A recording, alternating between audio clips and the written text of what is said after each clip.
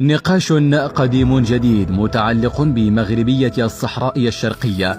يثار كلما تم تداول خريطة المغرب لسنة 1880 في عهد الحسن الأول. المعطيات التي كشفت عنها مديرة الوثائق الملكية بايجة سيمو شهر فبراير الماضي في ندوة بالرباط